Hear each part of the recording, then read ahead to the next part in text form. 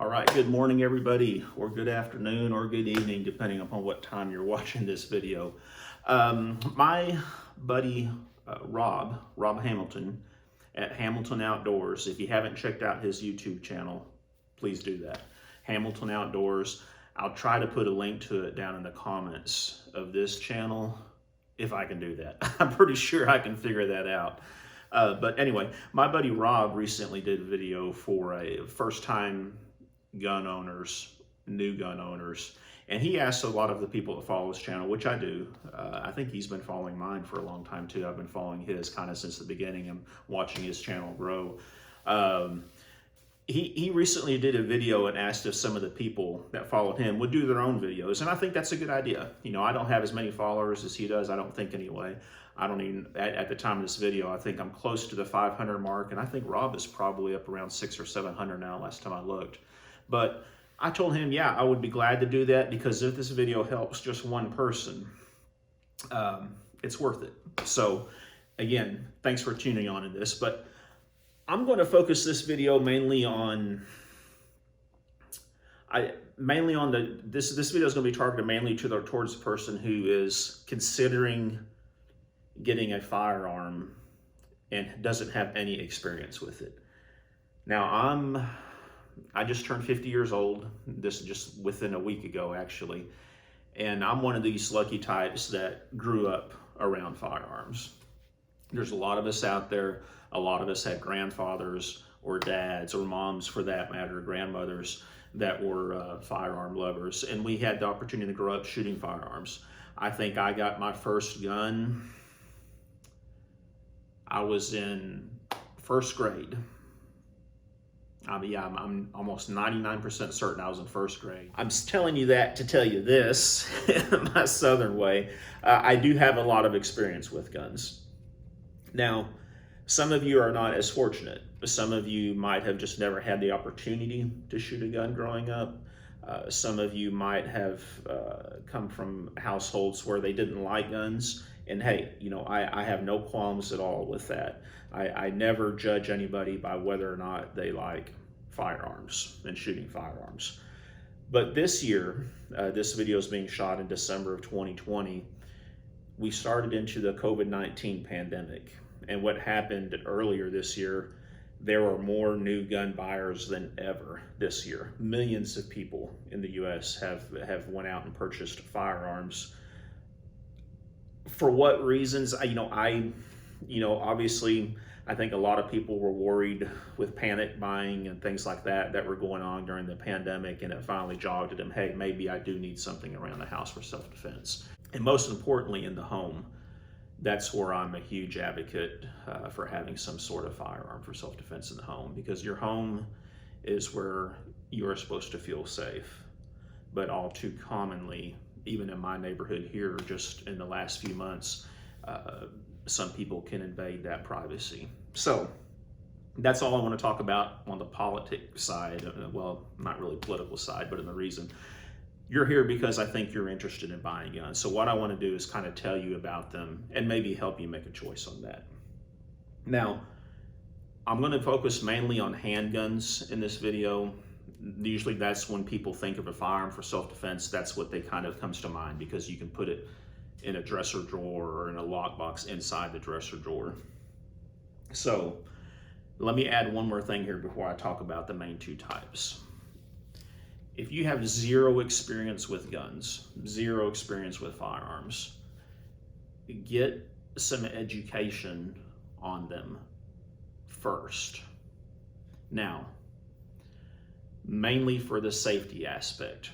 You've got to be safe with these things. If you have children at home, keep them locked up. Don't put it on top of a china cabinet or on top of a kitchen cabinet, or hide it underneath your shirts in a dresser drawer, because I can tell you, kids will find them. I was a kid once, you were a kid once, they will find them. So if you have children at home, my recommendation is keep it locked up, or keep that gun on your person, period. No exceptions, no ifs, ands, or buts, until those children are of age and they can be responsible gun owners as well. and that's your call. Now, when it comes to handguns, basically you have two types of handguns that you're going to choose from. One is something like this, and my phone is facing me, so I hope this is showing up on frame rather. Sorry, I'm doing this totally unscripted, as you might guess. This is a revolver. This is probably the most basic type of handgun that you can run into. This is a handgun that we've all seen in movies. I want to show you some close-ups of these two actually here in a few minutes, but I just wanted to run this over. This is probably the simplest gun as far as operation goes. If you're going to buy a gun and you're just going to stick it in a drawer or stick it in a lockbox and just let it sit there until you need it, in my opinion, a revolver is the way to go.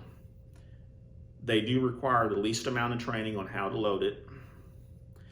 They're the least complicated,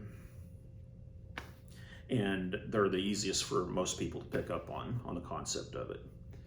The second option you would have is going to be what they call a semi-automatic pistol, like this. A semi-automatic pistol like this has advantages over the revolver, but you have a little bit more of a learning curve if you're a new gun owner.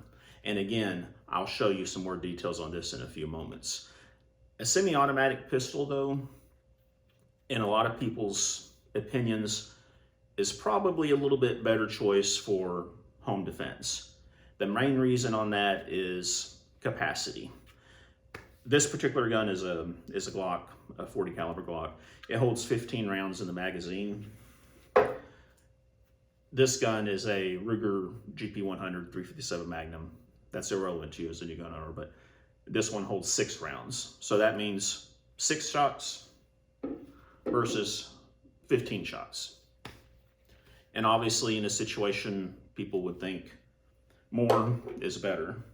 But with that said, my personal opinion is 6 rounds in 95% of the situations that you'll encounter, especially for home defense, will be more than adequate. So let me show you a little bit closer look at these guns, and then we'll come back and wrap this up. All right, y'all, so we're going to take a couple minutes here and show you the differences and the basics of firearms. So if you're a new gun owner, I'm going to take just a minute to show you basically how a firearm works. So basically, this is a round of ammo. This is a cartridge. Some people call it a bullet, but technically the bullet is this part right up here at top. So the way these work, and I'm wondering if I'm having problems focusing. Yeah, I think that's good enough. The way these work is in the back of the firearm right here, you have a small round area called a primer, okay?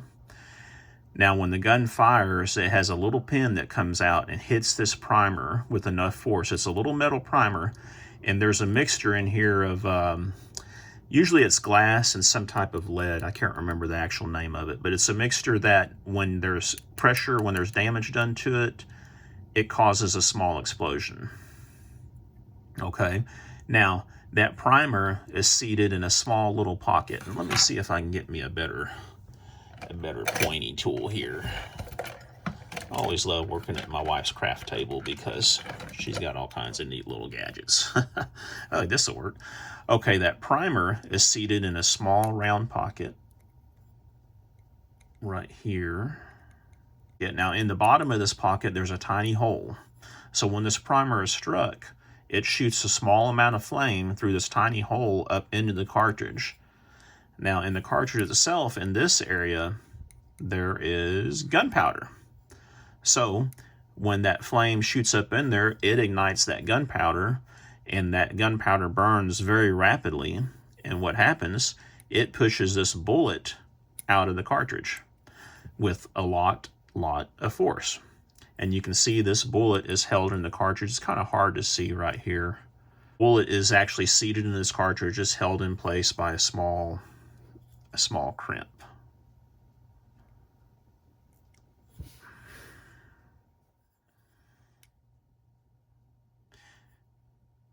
You can see the crimp right here that's holding the bullet in the cartridge. The bullets are usually made out of lead, and then sometimes they have some jacketing on it. This particular one has got a copper jacket around the bottom section of it. This bullet is also what you call a hollow point. That means when this bullet hits its target, since it's hollow in the end, it will cause that bullet to expand slightly. So you basically have a bigger item that's poking holes in whatever you're trying to damage. So that's the basics of how a cartridge works. Now we're going to start with the revolver. This is a basic revolver. We're going to do a check here, confirm it is unloaded. Now the way a revolver works is the bullets I just showed you, they drop down inside of it like this, okay? You can see this particular revolver holds 6 rounds. Again, we are empty, so the bullet drops down inside of this cylinder. Now as you pull the trigger, there's a small little paw that comes out right here that rotates this cylinder around for each shot. And then this little hole right here, I don't know if y'all can see that, is where the firing pin comes out. So when this gun is fired, the hammer comes down, strikes the back of this little plate, which is called a, my mind just went blank. It's a bar safety. You can actually see behind it the little pin that pushes out the fire, transfer bar. It hits the little safety and it pushes that firing pin through. So let me see if I actually have something here that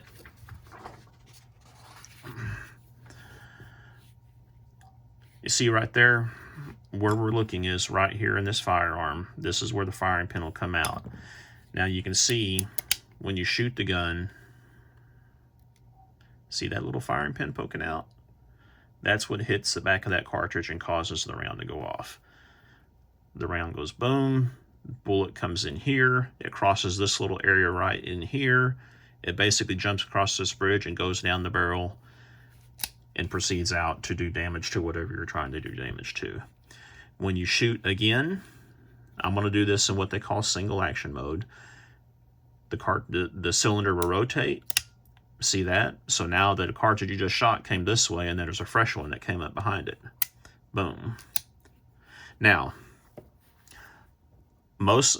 a common description for a revolver like this is what they call double action. In the old days, it would be called double action. Nowadays, they call it single action, double action. And basically what that means is a revolver like this that has this part right here, which is called the hammer, can be shot one of 2 ways. You can cock it like this and pull the trigger, or you can just pull the trigger. You can see each operation causes that cylinder to rotate. Okay? Now, what's the advantage or disadvantage? Well, look at the trigger right here. When you're trying to shoot something, let me leave this piece of paper out here so you can see. You're lining up your little sights like that. This little lens cleaning wipe is your bad guy. You line up those little targets like that, you put it right on there, and then you want to pull that trigger. But when you pull this trigger without, you can cock it, and you see how far you have to pull the trigger, just that one little spot like that. See that? The thing is when you cock it, it's a lot easier to keep it on target. When you pull the trigger, it's a lot easier to hold it steady. If you don't cock it, you have to pull the trigger this big, long way to get it to go off. And here's a quick demonstration. You can see it's harder to keep on target when you pull that trigger that big, long way. So that's why they call this a double action, single action type revolver. And that's one of the reasons that a revolver is a little bit harder to shoot for a new person if they're just pulling the trigger like this. Now, there are some revolvers that don't even have a hammer. You'll have like a little humped area through here where the only option is to shoot it like this versus cocking it. A lot of those revolvers are usually small revolvers designed to be carried in a pocket or something, because that's a disadvantage when you're pulling a revolver out from concealment. Something can get hung up on this hammer and cause it to get stuck. So that's the basics of a revolver. Hopefully I haven't confused you, but that's one reason, since it's so simple, you don't need a magazine. You just open this up, put in your rounds, close it, you're ready to go with a revolver. You can take this and stick it in your desk drawer and not worry about it for 10 years. Well, you might want to check it every year or so. But anyway, and when it's ready to go, you just pick it up and you just pull the trigger.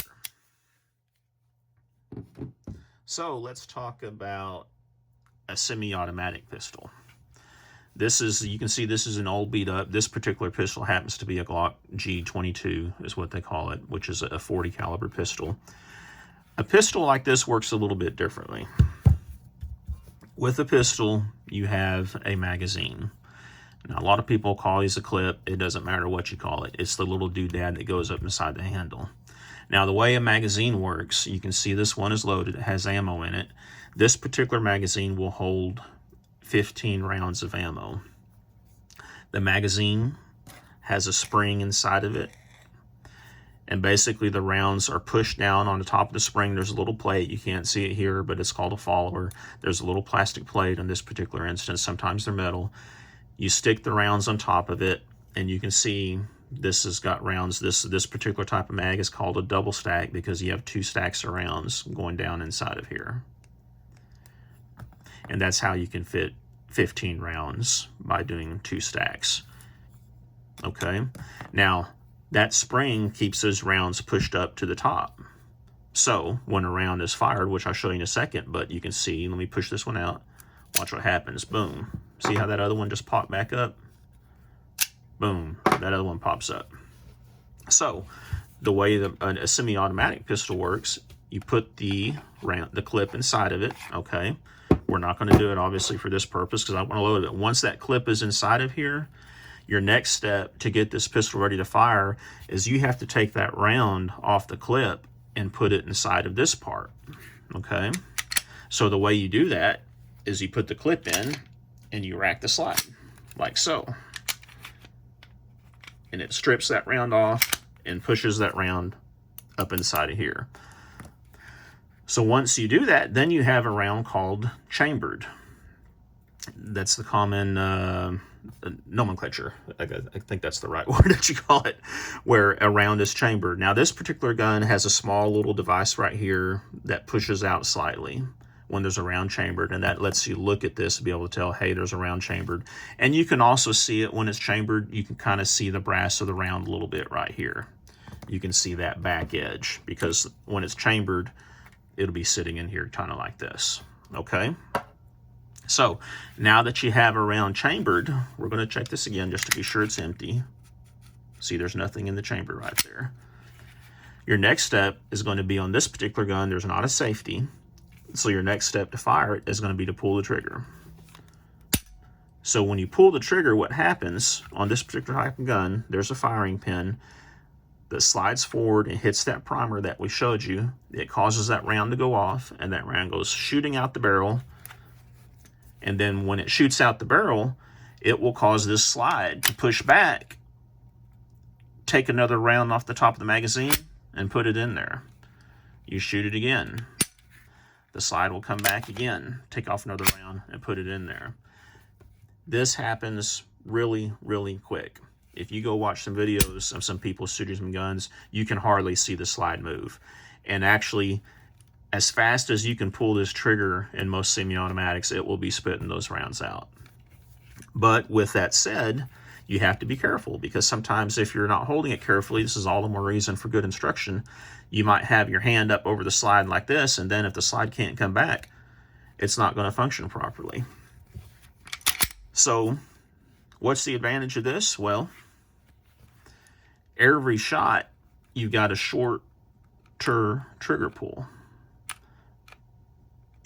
which means it's easier to shoot accurately. And another big advantage is you've got 15 rounds versus 6 rounds or even 5 rounds on most revolvers.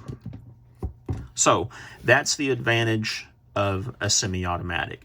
It's a little bit easier to shoot consistently without having to cock it every time, and you have a lot higher round capacity. What's the disadvantage? It's more complicated, obviously. You have to load the mags first, put all your bullets in the mags. You have to put your mag in. You have to chamber around before you're ready to shoot. And a lot of people find that intimidating because there's more steps involved. A lot of people sometimes wonder, well, should I just put the mag in and not chamber around till I need it? You know, there's hours of discussion on that if you want to or not. So that's a choice you'll have to get some more education on to figure out for yourself if you want to have a round chambered. Another disadvantage is, obviously, you have more moving parts. So anytime you have more moving parts, it's easier to gum up the works. Semi-automatics are prone to have more problems than revolvers. Now, I'm probably going to get flamed by all kinds of people for saying that, because nowadays semi-automatics can run, in my opinion, just as reliably as revolvers. But I'm a smart person, and I will tell you, I'm a smart person. I can't believe I just said that. Okay. Any person of average intelligence, I'm not smart, will be able to tell you that in a mechanical device, the more moving parts you have, the higher the odds are that you're going to have a problem. And semi-automatics, like I said, you know, they're prone to have a little bit more issues. Now, what type of problems could you have? Well, sometimes when it's stripping off the round, it may not push the next round in. Sometimes when it shoots the round, the empty case that was in the round, which I guess, I'm sorry, I forgot to illustrate that, but when that round is fired, you're going to have this empty piece of case, and it goes shooting off before it strips another round from the clip. Sometimes the empty case gets hung up in it, and you get what's called a jam, and you go to shoot, it doesn't shoot, so you have to hit your magazine on the bottom and rack your slide to take that jam round out before you can fire again. Now, I will say it doesn't happen very often with guns like this, with Glocks or with any high quality firearms, but it can happen. So there are some disadvantages to it. That's why the majority time, from my experience, new gun owners prefer the simplicity of a revolver. You just drop the rounds in, you're ready to go. Again, the disadvantage is, well, you've only got 6 rounds. So I do have some more comments on this, so let's go back to a video of my lovely face and we'll get this wrapped up. Okay, so now you've seen the basics on the 2 different types of handguns. Really, it's up to you to decide which one do you want to go with. There's advantages and disadvantages for both, and I'm sure you've probably gathered that by now. But you know, a person can talk for hours about those advantages and disadvantages, but I will tell you that it comes down to your familiarity with it, the simplicity in how it operates, your capacity, which is how many rounds it holds, and the reliability of it. I have a mixture of both, interest in both. Now, my personal preference is for revolvers. I like revolvers. I grew up shooting revolvers. I know they don't have as many rounds. For example, this one only holds 6 rounds versus a semi-automatic that holds 15 rounds. But I just have a certain fondness for them. And usually a revolver is what I point a brand new gun owner to when they're considering getting a firearm, mainly because of the reasons I showed you in the previous video. They're real easy to figure out how they work. They're easy to learn, they're easy to shoot, and hopefully, as being a gun owner, hopefully if you start out with a revolver, you take it to the range, you shoot it, you enjoy it, you might think, hey, you know what? Your next weapon might be a semi-automatic. Now, with that said, of my fondness for revolvers, I like revolvers more, but when I have a gun that's going to be used for defensive purposes, like a gun that's in a lockbox at my home, if I need that gun quickly for defensive purposes, it's going to be a semi-automatic, mainly because of the capacity. And I will tell you this, I'm not here to push different types of gun brands on you, but it is going to be a Glock semi-automatic. People today buying firearms have so many choices of good quality weapons out there. If you were to go talk to a gun owner in the late 70s, early 80s, if you were talking to them about good, reliable handguns and semi-automatics, your choices would be limited. Before Glock came out, I think in 83, I believe, is when they were formally started production, maybe 82 or 83. But prior to that, you had Colt 1911s for semi-automatics. You had Browning high powers. You had some of the, like the Colt 1908, different things like that. I'm not here to ramble guns about you, but your choices were limited. You probably had a handful of semi-automatics to choose from that were good, reliable weapons. And nowadays you have hundreds of them, literally, from different manufacturers. So I'm not here to tell you what type or what brand, but I can tell you, well, let me back that up. I'm not here going to say, hey, you have to get this or this or this. I know a lot of people like that, but I can tell you off the top of my head some of the better brands. Glock, Smith & Wesson, Springfield, CZ, SIG Arms. Those are some of the more popular brands. There's a brand from South America called Taurus that is really popular with a lot of new gun owners because of the pricing. The pricing is cheaper on them. And I will say this, Taurus has been making some nice guns here in the last few years. Now, talking about revolvers, if you decide a revolver is your first choice, the brands that I would steer you to on that front would be Ruger, which is the brand of the 357 Magnum that you saw. Smith & Wesson is another old brand for revolvers. A lot of older gun folks, when they think revolvers, they immediately think Smith & Wesson. Colt makes some nice revolvers. Taurus, that I previously mentioned for the semi-automatics, they actually make some pretty nice revolvers as well. Now, I will say in the revolver lineup, you're a little bit more limited on choices, but there's still a lot of them out there for you to choose from. So if it were me personally and I'm going for a revolver, I would stick with one of four brands: Ruger, Smith & Wesson, Colt, or a brand called Kimber. Kimber usually makes semi-automatic pistols, but here a few years ago they introduced their first revolver to the market, and it is a beautiful gun. So if you had to choose, if I had to choose one of them out of that batch, you know how like I had a preference for Glock, it would probably be Ruger, to be honest with you. Smith & Wessons are great, but Smith & Wesson over the years have had a little bit of QC problems. I don't know what their latest revolvers are looking like as far as what's coming out now, but I can tell you this, I've never been steered wrong by going with a Ruger revolver. So yeah, maybe this has helped you. Hopefully it hasn't confused you, but maybe it has helped you determine about the different type of firearms that you may be interested in buying as a first-time gun owner. So feel free to let me know if you have any questions, post them down in the comments.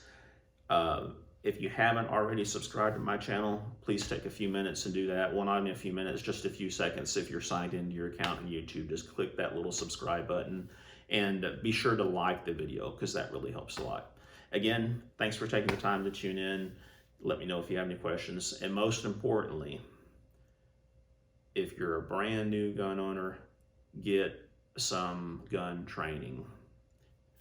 Ideally, you're in a town or facility that has some type of a training facility that you can go to for some new gun owner classes, basics of firearms, etc., something like that. Or if you do not have those options, hopefully you know somebody who is an experienced gun owner and maybe they can help you out. So I usually recommend doing the formal training because there's a lot of people out there that think, hey, I'm an experienced gun owner, but they don't have the safety aspect down. I'll be the first to tell you sometimes, you know, you saw me when I'm showing this. Obviously, it's a cleared weapon, but you might have seen me do this, put my hand over the muzzle, or maybe muzzle on my shoulder or something like that. That's something you should never do with a firearm. So again, thanks for watching. Like, comment, subscribe. Y'all take care.